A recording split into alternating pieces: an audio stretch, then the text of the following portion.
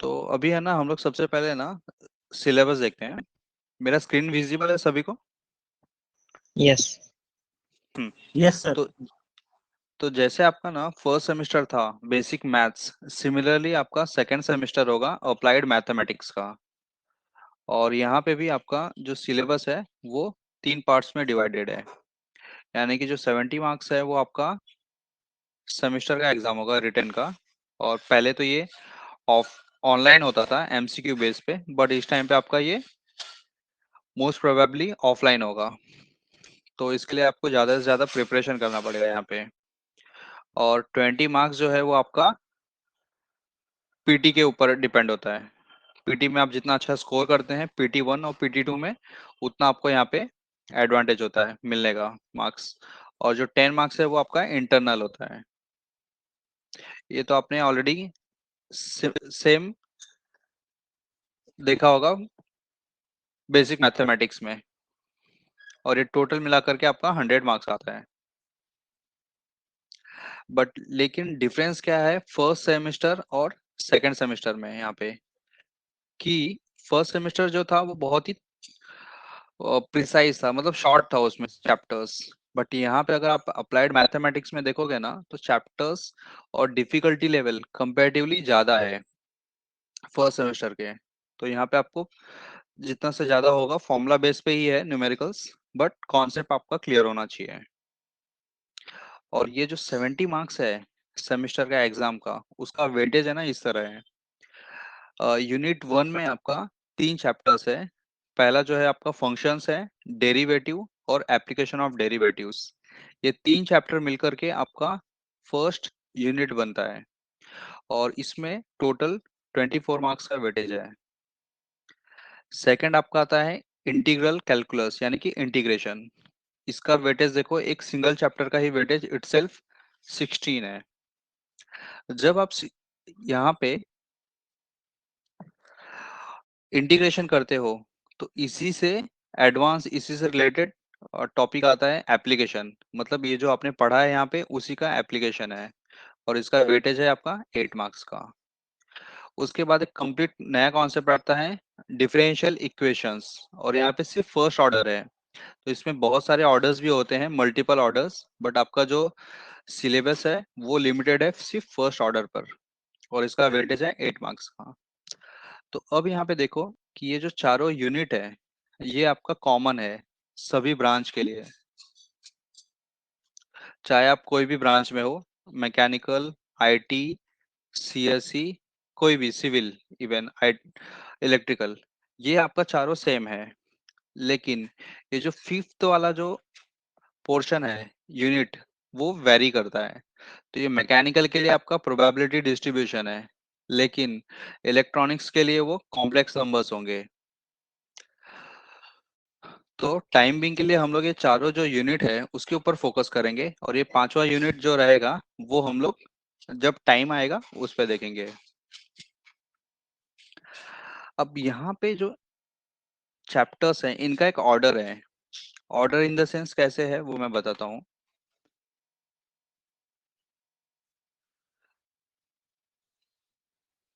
ये text book है। इसमें आप देखोगे ना कि पहला जो चैप्टर है वो आपका फंक्शन एंड लिमिट्स है।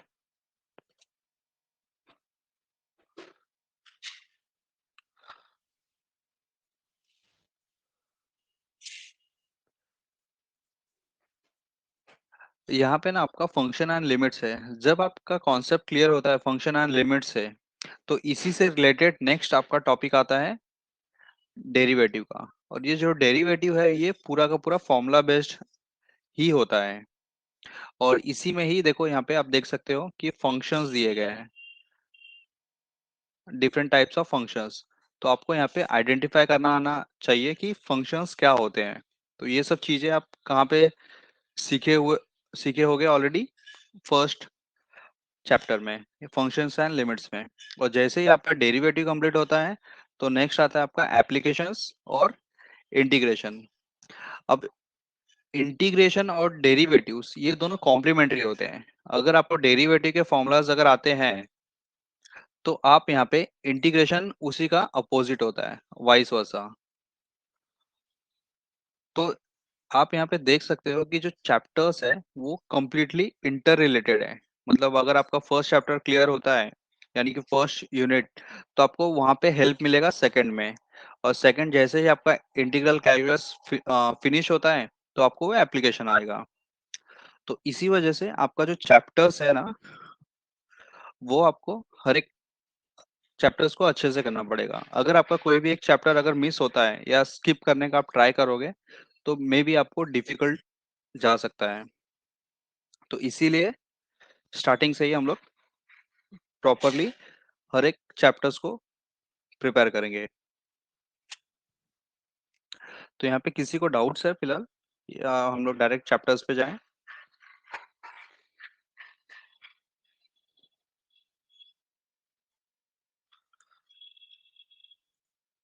हम्म।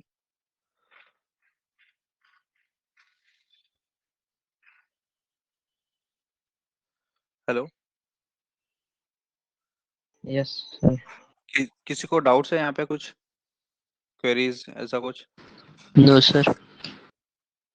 ओके, ठीक है। अभी जो नेक्स्ट है वो है हमारा फर्स्ट चैप्टर यूनिट टेस्ट का, जिसका नाम है फंक्शंस एंड लिमिट्स।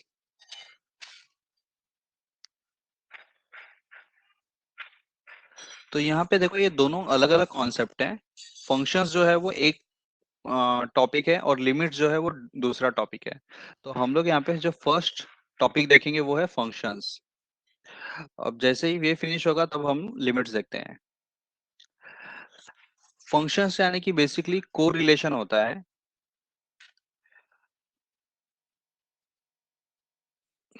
को रिलेशन कह सकते हो या फिर करस्पॉन्डेंस आप कह सकते हो। अब ये कैसे होता है वो हम लोग देखते हैं। फर्स्ट सेमेस्टर में आपने स्ट्रेट लाइंस के इक्वेशंस देखे थे। कोई बता सकता है स्ट्रेट लाइन का इक्वेशन का फॉर्मेट क्या था? AX plus BY plus C. Okay. तो यहाँ पे आप क्या करते थे कि कोई भी एक्स का कोऑर्डिनेट अगर आपको पता था, तो वो इक्वेशन में आप पुट करते थे और आपको करस्पॉन्डिंग वाई का वैल्यू मिलता था। उसके बेसिस पे आप पॉइंट डिफाइन करते थे। तो सिमिलरली यहाँ पे भी वही चीज है कि आपके पास एक एक्सप्रेशन दिया गया है y is equal to F of x. और ये जो f है, ये आपको बताता है कि ये आपका फंक्शन है। तो जब कभी भी आप यहाँ पे जो x का वैल्यू है वो आप पुट करते हो, तो आपको करेस्पॉन्डिंग y का वैल्यू मिलता है। तो इसी रिलेशन को हम लोग क्या कहते हैं? फंक्शंस कहते हैं। और ये जो f ऑफ x है, ये कोई भी एक्सप्रेशन हो सकता है। लाइक यहाँ पे ये जो एक्सप्रेशन है ना, ये भी हो सकता है कि F of x is equal to A X plus B Y plus C. या फिर कोई भी आप मान लो कि X square plus one divide by X cube plus four. तो जब भी आप यहाँ पे जो ये x है, x इज इक्वल टू कोई भी वैल्यूज यहाँ पे पुट करोगे और आपको करेस्पॉन्डिंग एक वैल्यू मिलता है, सपोज आपको 5 मिलेगा, तो वो आपका वैल्यू क्या होगा? y is equal to 5। तो ये आपका बेसिक है फंक्शंस का। अब इसमें दो चीजें आती हैं। इंटरवल का, अगर आप यहाँ पे देखोगे कि एक क्लोज इंटरवल होता है, एक ओपन इंटरवल होता है। जब आपके पास एक रेंज आता है, ओके, जैसे हम लोग ये देखो, सेट आपने पढ़ा होगा सेट्स का, कि जब आपके पास ये जो रेंज है, हम लोग जब पॉइंट्स डिनोट करते हैं, ये आपका जीरो है, यहाँ पे वन टू थ्री, और ये -1 -2 -3, इस तरह। तो जब आपका ये जो दोनों रेंज है, मतलब ये पॉइंट या ये पॉइंट, अगर सपोज ये आपका ए है और ये आपका बी है, अगर इन दोनों के रेंज को आप एक्सक्लूड करते हो और आपको जो एक्स की वैल्यू मिलेगी, उसको हम लोग क्या कहते हैं? Open interval. मतलब ये दोनों आपका नहीं होगा, बाकी अंदर के जो पॉइंट्स होंगे वो रेंज आपका आता है, क्योंकि ये जो x है आपका वेरिएबल है। वेरिएबल यानी कि ये वेरी हो रहा है विथ रिस्पेक्ट टू पॉइंट्स, इसी वजह से इसको हम लोग वेरिएबल बोलते हैं, न कि फिक्स्ड पॉइंट। और ये वेरिएबल आप दूसरे अल्फाबेट्स भी यूज कर सकते हो, बट मोस्टली हम लोग एक्स ही यूज करते हैं मैथ्स में। तो जब आप इसको इन दोनों को एक्सक्लूड करते हो तब आपका ओपन इंटरवल हो गया, जब आप इनको इंक्लूड करते हो तब आपका क्लोज इंटरवल हो गया। और तीसरा होता है शॉर्ट इंटरवल, यानी कि आप इन दोनों में से कोई भी एक को आप इंक्लूड करते हो, दूसरे को एक्सक्लूड करते हो, तो उसको हम लोग कहते हैं सेमी ओपन इंटरवल या फिर शॉर्ट इंटरवल। तो बेसिकली ये थियरी पार्ट है, यहाँ पे इसका कुछ रिलेशन नहीं है न्यूमेरिकल्स को सॉल्व करने के लिए, बट मैं आपको जस्ट एक्सप्लेन कर रहा हूँ। इसके बाद नेक्स्ट आता है आपका डोमेन एंड रेंज। अब इसमें क्या होता है आपका कि देखो, जैसा कि मैंने आपको इक्वेशंस बताया कि y is equal to F of x, और F of x is equal to आपका स्ट्रेट लाइन का इक्वेशन है A X plus B Y plus C. तो यहाँ पे आप ना जो x का वैल्यूज आप पुट करते हो इसमें, उसको हम कहते हैं डोमेन, और जो आपको करेस्पॉन्डिंग y का वैल्यू मिलता है उसको आप कहोगे रेंज और कोडोमेन। अभी एक जनरल सा इक्वेशन देखो, रिलेशन यहाँ पे कि y is equal to 2x plus 1, और ये जो x का वैल्यू है वो इस तरह आता है। तो इसमें देखो कि इ- जो 3 है उसको भी इज इक्वल टू है यहाँ पे, तो यानी कि आपको 3 को भी कंसीडर करना है, 5 को भी कंसीडर करना है। तो अभी ये बताओ ये कौन सा टाइप का इंटरवल होगा, क्लोज्ड, ओपन या फिर सेमी ओपन?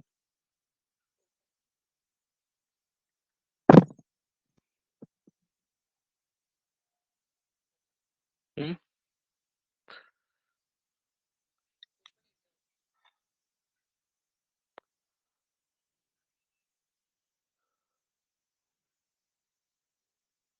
बता सकता है कोई?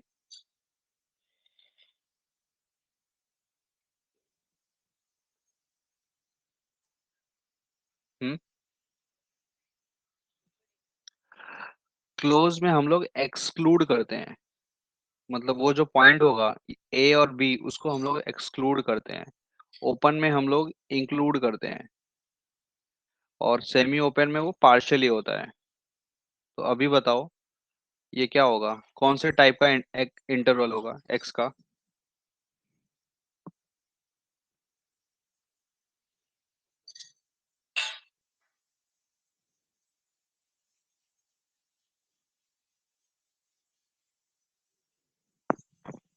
हम्म,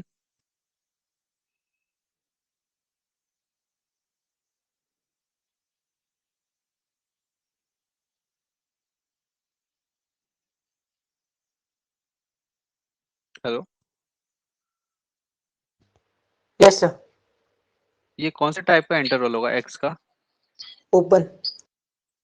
ओपन होगा, करेक्ट, क्योंकि हम लोग यहाँ पे इसको इंक्लूड कर रहे हैं। अब बाकी लोग आंसर क्यों नहीं कर रहे पर?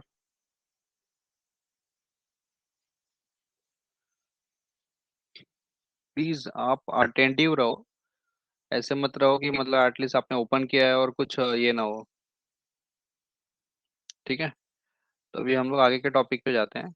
अभी ये डोमेन और रेंज आपको मैंने बताया है।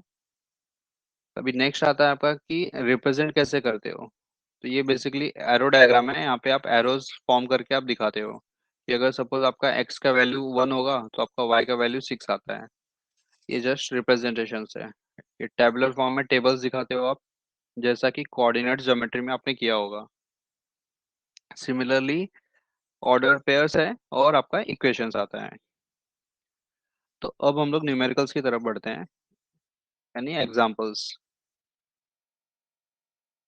तो एग्जांपल्स की तरफ बढ़ने से पहले आपको यहाँ पे क्या क्या चीजें जरूरत होंगी। तो सबसे पहला है कि आपको यहाँ पे इंडाइसेस के लॉज आपने जो पढ़ा था फर्स्ट सेमेस्टर में, वो आपको थरोली होना चाहिए, पहला। दूसरा है आपका लॉग के फॉर्मूलाज, तो ये आप प्रिपेयर कर लोगे तो आपको यहाँ पे वो हेल्पफुल होगा। तो यहाँ पे मैं एक एग्जांपल देता हूँ, मे बी आप लोग को आता भी होगा, बट अगर मैं इसी क्वेश्चन को थोड़ा सा ट्विस्ट कर दूं तो आप कैसे करोगे कि for example f of x is equal to x raise to 6 minus 2, तो ये फाइंड एफ ऑफ 3, कैसे सॉल्व करोगे इसको, इस वैल्यूज को? सब्स्टिट्यूट करके सर। Yes correct. ये जो 3 है उसको सिंपली आप यहाँ पे इस इक्वेशन में सब्स्टिट्यूट कर दोगे और आपको एफ ऑफ एक्स मिल जाएगा, यानी कि F of 3 is equal to 3 raise to 6 minus 2 3 plus 7। So 3 का रेज टू 6 कितना होता है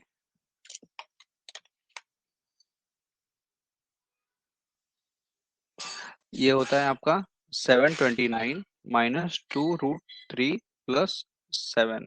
तो यहाँ पे ये अंडर रूट है, तो ये आपका इस इनके साथ में एडिशन सब्सट्रैक्शन नहीं कर सकते हो, तो ये एज इट इज होगा। अब 729 प्लस 7 ये होता है आपका 736 माइनस 2 रूट 3, ये आपका फाइनल आंसर है।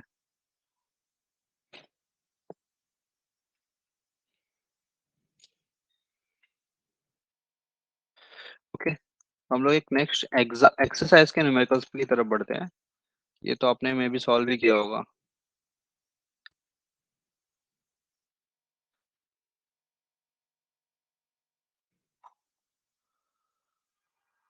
आप सभी को समझ में आ रहा है? किसी को कुछ डाउट है तो आप पूछ सकते हो।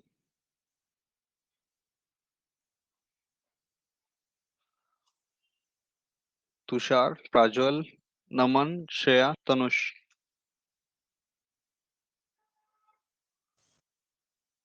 हम्म। No sir. श्रेया आपको? तो समझे। हाँ, ये फंक्शंस है ना, थोड़ा सा सिंपल कॉन्सेप्ट है, मे बी आगे आपको थोड़ा सा जाएगा, बट इजी है। अभी नेक्स्ट क्वेश्चन देखो, ये है आपका, आप खुद से भी ट्राई करो और मिन टाइम मैं भी यहाँ पे सॉल्व करता हूँ।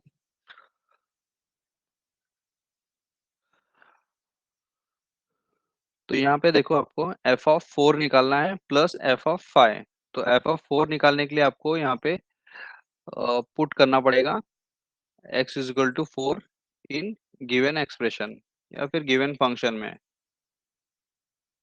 तो आपका ये हो जाएगा f of 4 is equal to 4 का स्क्वायर प्लस 9, और यहाँ पे 4 माइनस 3। तो 4 का स्क्वायर होता है आपका 16 प्लस 9, 4 माइनस 3 ये आपका 1 होता है। 16 प्लस 9 ये आपका 25 आ गया, और 1 का अंडर रूट 1 होता है। तो इस तरह आपको यहाँ पे एफ ऑफ 4 क्या मिलता है? 25। अब आपको नेक्स्ट टर्म चाहिए एफ ऑफ 5। तो इसके लिए आप क्या करोगे, यहाँ पे 5 square plus 9 divide by 5 minus 3। तो 5 का स्क्वायर 25 प्लस 9, और यहाँ पे 5 माइनस 3 ये होता है आपका 2।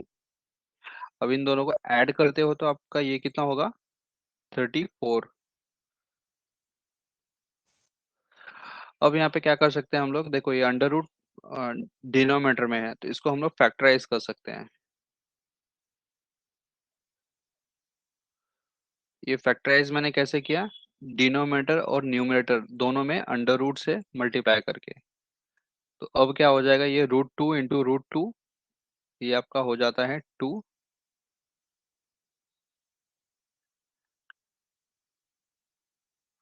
तो सिंस यहाँ पे देखो ये अंडर रूट है और ये आपका कंप्लीट नंबर है, तो इन दोनों को एडिशन आप नहीं कर सकते हो। तो आपका ये जो फाइनल आंसर आएगा वो होगा आपका f(4) plus f(5) is equal to 25 plus 17√2। और आप इसको आंसर्स को वेरीफाई भी कर सकते हो यहाँ पे एक्सेस। टेक्स्ट बुक में ये फैक्टराइज नहीं किया है। हाँ, मीन्स वही है कि फैक्टराइज कर मतलब कर भी सकते हो, नहीं भी कर सकते हो, वो ऑप्शनल है। अगर आप यहाँ पे फैक्टराइज नहीं करोगे तो आपको यहाँ पे ये फ्रैक्शन में मिलेगा, अगर आप फैक्टराइज करोगे तो आपको ये कंप्लीट नंबर मिलता है यहाँ पे।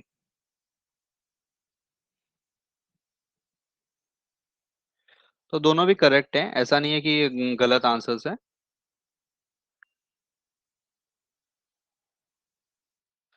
तो एक डिफिकल्ट सम्स करते हैं, आप इसका मेरे को आंसर बताओ, ट्राई करते हैं इसको भी।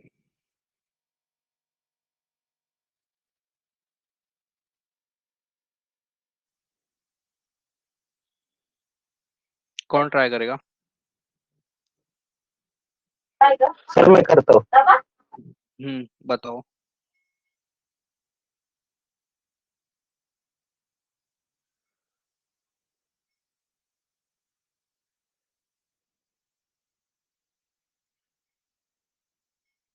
जैसा कि देखो यहाँ पे f(3) है, तो यहाँ पे 1/3 इज इक्वल टू आपको x पुट करना पड़ेगा। तो x इज इक्वल टू 1/3 यहाँ पे आप पुट करते हो तो आपको ये एक्सप्रेशन मिलता है। तो ये एक्सप्रेशन में देखो आपका दोनों चीज आ गया, पहला है कि इंडाइसेस का लॉ और दूसरा है आपका लॉग का भी लॉ। तो कोई भी नंबर का रेस 2 होता है और ये फ्रैक्शन में होगा, तो इसका मतलब क्या हो गया, ये आपका क्यूब रूट हो गया। अगर ये 1/2 होता था तो उसका मतलब था कि ये अंडर रूट यानी कि स्क्वायर रूट हो गया। लेकिन यहाँ पे ये 3 है, तो इस वजह से इसका हम लोग क्या निकालेंगे, क्यूब रूट। तो क्यूब रूट कैसे निकाल सकते हो आप?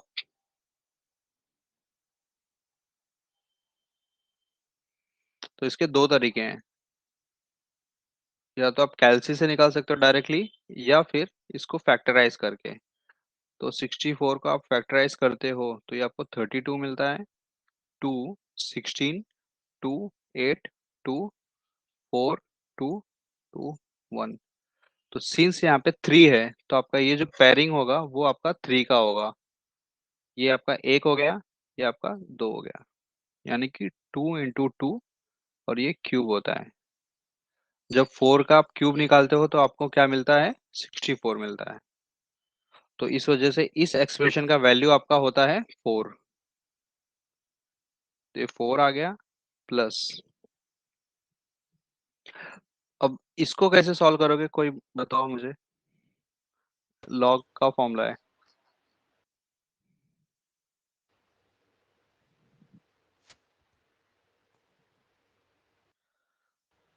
1/3 को सर 3 माइनस। लेके यस करेक्ट। यहाँ पे 1/3 है, इसको हम लोग उल्टा करेंगे। उसका रीजन क्या है कि यहाँ पे जो बेस है वो 3 है, तो जब यहाँ पे न्यूमरेटर में भी 3 आ जाएगा तो बेस और लॉग दोनों सेम हो जाएगा और ये इसका वैल्यू 1 आ जाएगा। तो इस वजह से ये माइनस हो जाएगा यहाँ पे, log 3 बेस 3। तो 4 और ये प्लस और माइनस माइनस हो गया, log 3 3। तो जब ये दोनों सेम होते हैं तो इसका वैल्यू क्या आता है, 1 आता है। सो 4 - 3 3 आ गया। तो यानी कि ये f(1/3) इसका वैल्यू आपका मिलता है 3। और ये आप यहाँ पे आंसर्स चेक भी कर सकते हो। ये है सेकंड का ए, ये है आपका ए 3।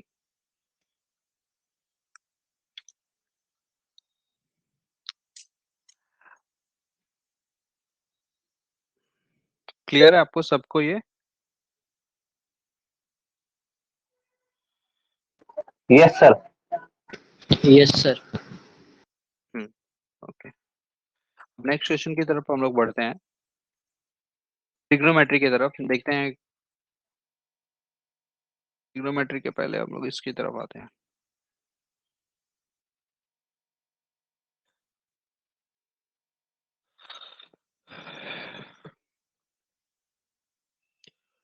इसमें भी देखो सिमिलरली एफ ऑफ 1/4 है और यहाँ पे एक्सप्रेशन है, तो यहाँ पे सिंपली हम लोग x इजकल टू 1/4 पुट करेंगे। तो जैसे ही आप यहाँ पे पुट करते हो तो आपका एक्सप्रेशन चेंज हो जाता है, f of 1/4 is equal to 16 raise to 1/4 minus log a और 1/4। तो अब इसको मुझे बताओ कैसे सॉल्व करोगे आप फर्दर। सर 16 का वैल्यू सर 2 आ रहा है। ओके, और इसको कैसे करोगे। Sir minus log 8 log 4 to the base A. ये माइनस प्लस माइनस लॉग 4 फिर बेसिक। उसके बाद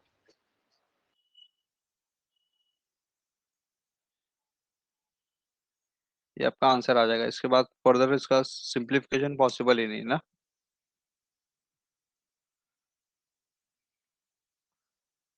ये देखो यहाँ पे 2 प्लस लॉग 4 बेस ए।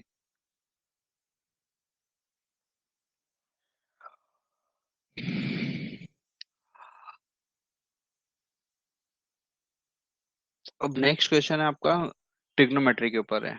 ट्रिग्नोमेट्रिक में आप कितना वेल कन्वर्सेंट है सभी।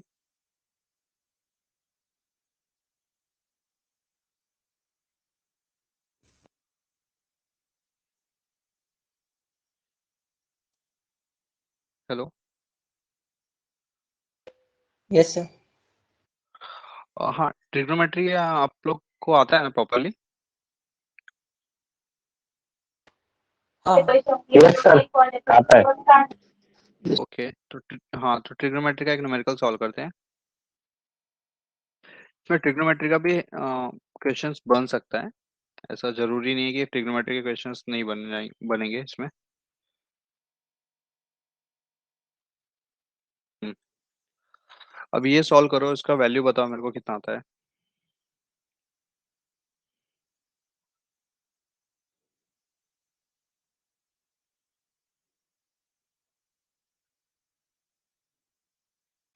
जीरो।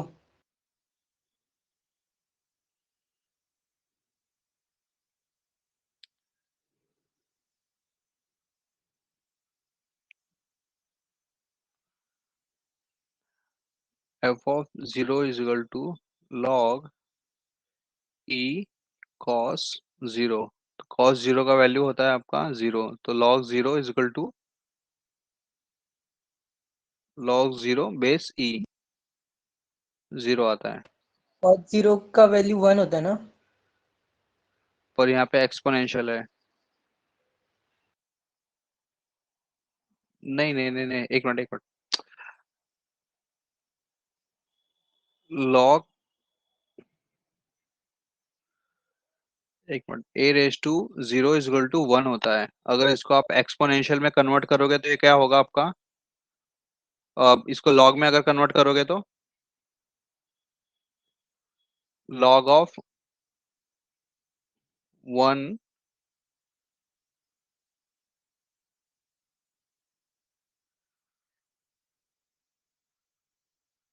यही है ना आपका। Yes sir. तो यानी कि log of 1 with respect to any base except 1 is always 0, तो log 0 आपका 0 ही होता है।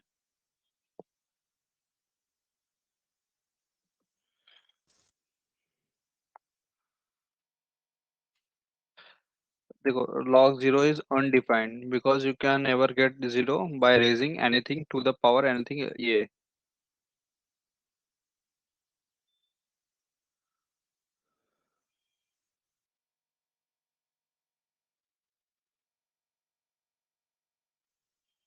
क्योंकि e raise to x is equal to 0 होता है। अगर आप इसको एक्सपोनेंशियल में कन्वर्ट करते आप एक्सपोनेंशियल में कन्वर्ट करते हो तो आपको चेंज मिलता है। देखो e रेज टू x इसको आप लॉग में कन्वर्ट करो, कैसे कन्वर्ट करोगे आप? log 0 base e is equal to x.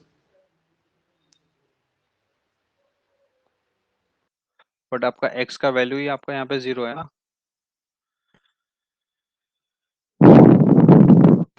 cos 0 की वैल्यू 1 होती है ना। log 0 की वैल्यू 1 cos नहीं, 0 की वैल्यू 1 होती है।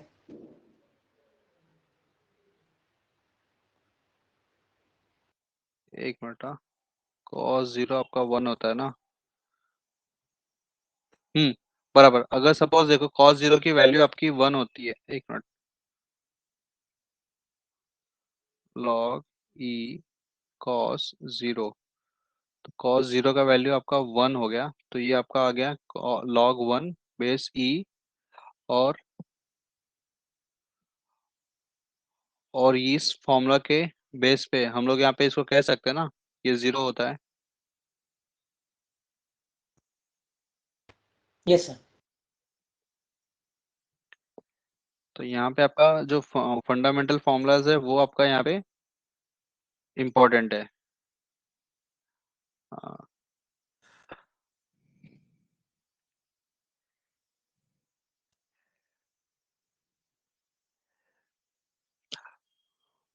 यहाँ पे जो e है ना, समटाइम्स ये कभी कभी थोड़ा सा कंफ्यूजन हो जाता है, बट e को आपको ध्यान देना है कि e जो है वो नेचुरल लॉग है एक्सपोनेंशियल में। अब इसी का नेक्स्ट क्वेश्चन देखते हैं हम लोग।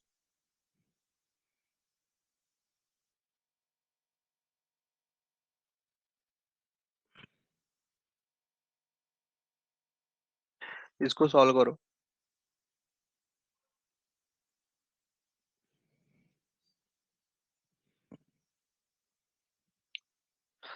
नमन, आप सॉल्व करके इसका आंसर बताओ कितना आता है। f of pi by 4 is equal to log e tan pi by 4। इसका वैल्यू कितना आएगा नमन?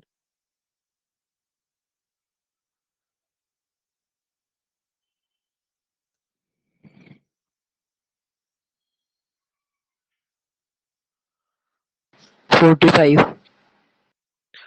करेक्ट। नहीं नहीं, ये इसका वैल्यू 45 आएगा, और tan 45 का वैल्यू कितना होता है?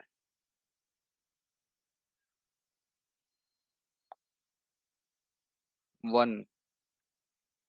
तो यानी कि अगेन आपको यहाँ पे जो एक्सप्रेशन मिल रहा है वो है log 1 बेस e, और ये इसका वैल्यू क्या आएगा आपका?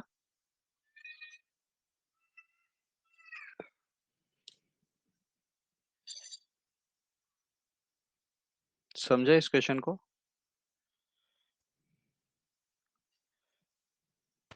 Yes sir. श्रेया, आपको समझा ये क्वेश्चन? Yes sir. कहीं पे भी डाउट है तो आप पूछो। और तुषार, आपको?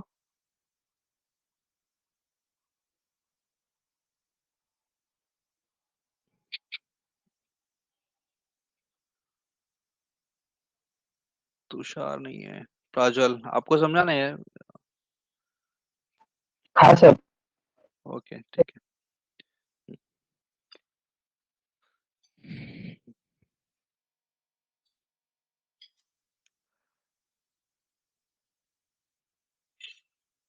अभी जो इसके आगे के न्यूमेरिकल्स है ना, वो थोड़े से डिफिकल्ट है, तो वो जाने के पहले हम लोग है ना कुछ और भी न्यूमेरिकल्स ऊपर के देखते हैं।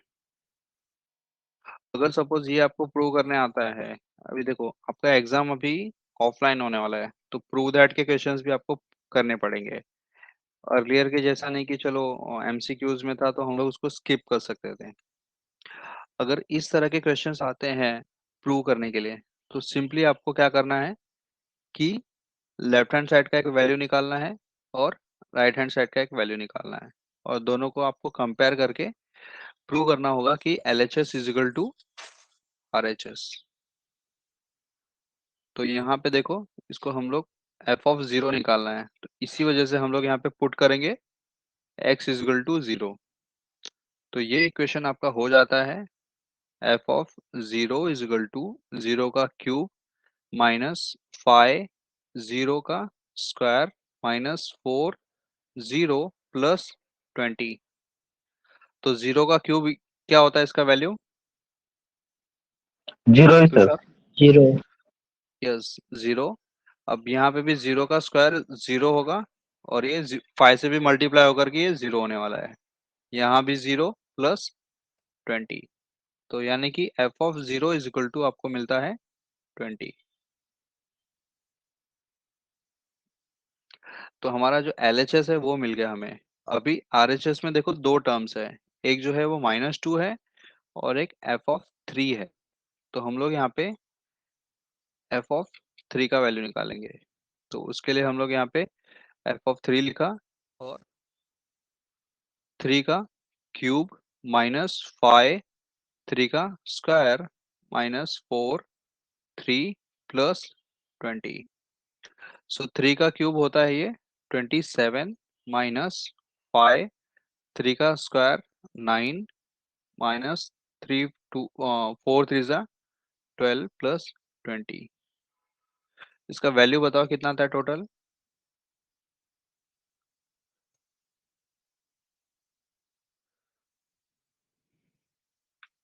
-10.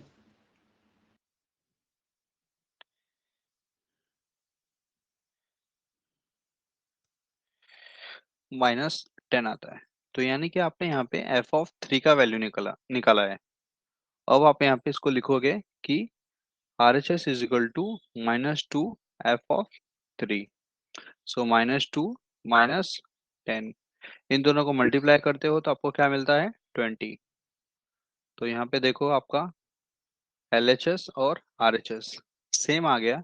तो आप यहाँ पे लिख सकते हो कि LHS is equal to RHS और हेंस प्रूव्ड करके।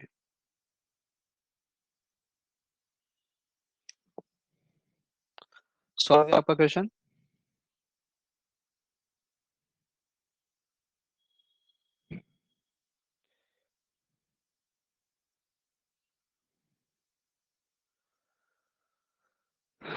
तो यहाँ पे एक आप अंदाजा लगा सकते हो कि ये जो क्वेश्चन है बेसिकली थोड़ा सा कंपेरेटिवली इजी है बाकी के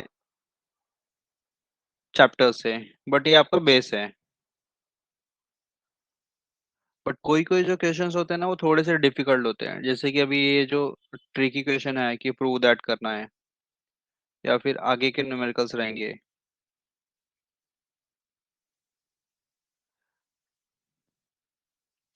जैसे कि ये एग्जांपल्स भी आपको पूछा जा सकता है। चलो इस एग्जांपल को ही हम लोग सॉल्व करते हैं एक बार, इसके रिलेटेड न्यूमेरिकल्स भी हमको समझ में आएगा।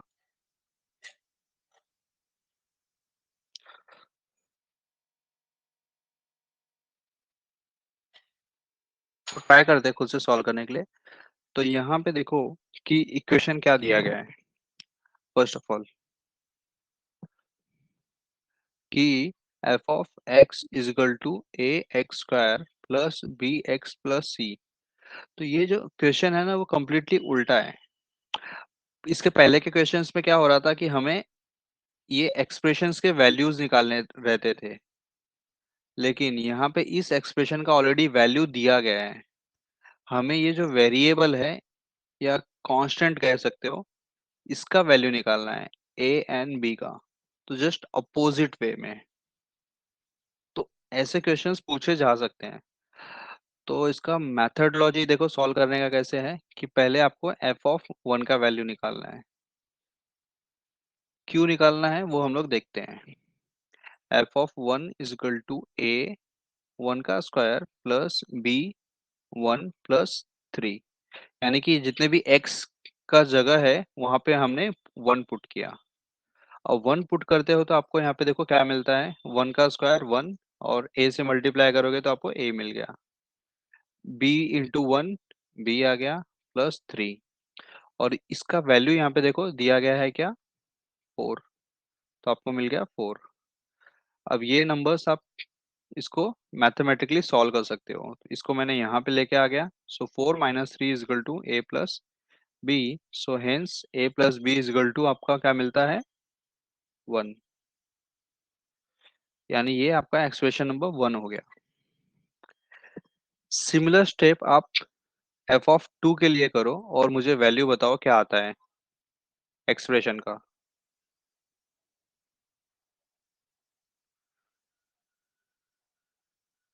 सॉल्व करो आप लोग और बताओ मेरे को।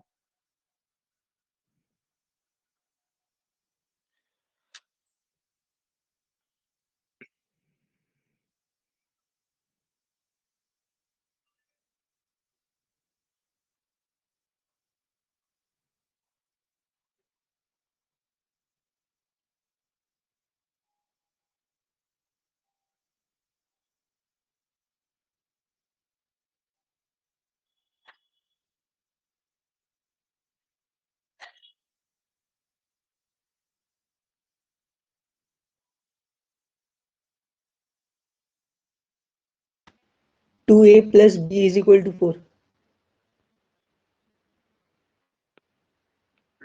नो सर, 2a -6 आ रहा है सर। ठीक है, दोनों के अलग अलग आंसर आ रहे हैं तो मैं सॉल्व कर लेता हूँ, 1 मिनट लगेगा। ये a² प्लस b2 प्लस 3, बाकी ने भी सॉल्व किया है या अभी कर रहे हो आप? Yes, sir. 4a plus 2b is equal to 8. ठीक है, अभी यहाँ पे देखो ये सब जो है इवन नंबर्स है तो आप इसको सिंप्लीफाई भी कर सकते हो फर्दर। चलो यहाँ पे मैं सॉल्व भी कर लेता हूँ इसको। a2 का स्क्वायर 4 प्लस 2b प्लस 3, यहाँ पे इसका 11 दिया है, 11, सो 11 माइनस 3 4a प्लस 2b, तो ये आपका 8 आ गया। तो मैं यहाँ पे इसको डिवाइड बाय 2 करता हूँ टोटल, तो ये आपका 4 आ जाएगा, 2a प्लस b, ये आपका इक्वेशन नंबर 2 आ गया। अभी देखो यहाँ पे 2 वेरिएबल्स है और 2 इक्वेशंस है, तो यहाँ पे साइमल्टेनियस इक्वेशन का मेथड यूज करेंगे। तो सिंस यहाँ पे जो b है वो सेम है तो कोई भी मल्टीप्लिकेशन करने की जरूरत नहीं है, ये आपको पता है ना।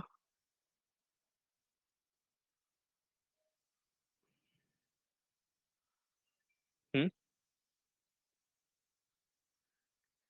कि जब कभी भी आप दो साइमल्टेनियस इक्वेशन को सॉल्व करते हो तो कोई भी एक वेरिएबल के जो कोएफिशिएंट्स होते हैं, यानी कि आगे के ये जो जो 2 है ये कोएफिशिएंट है, तो दोनों में से कोई भी एक का आपको सेम करना है, दूसरा आपको कुछ भी रहे। अगर एक सेम होगा तो फिर उसको आप कैंसिल करके दूसरे का वैल्यू निकाल सकते हो।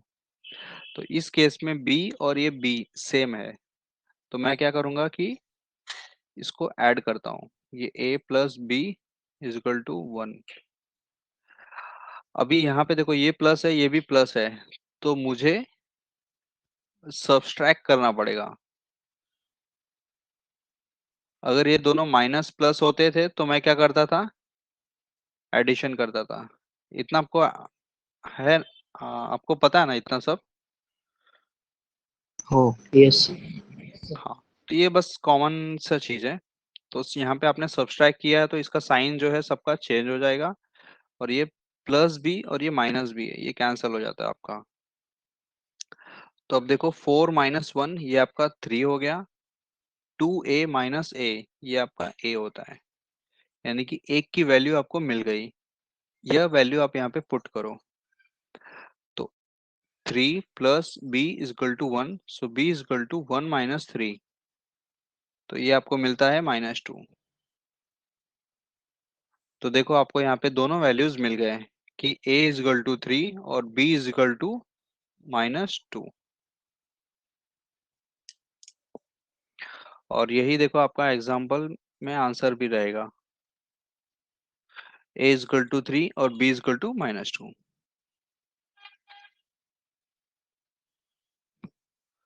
क्लियर?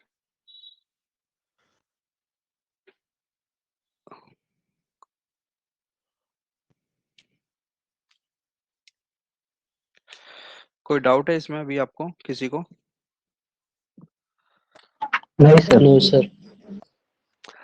ओके, तो आज के लिए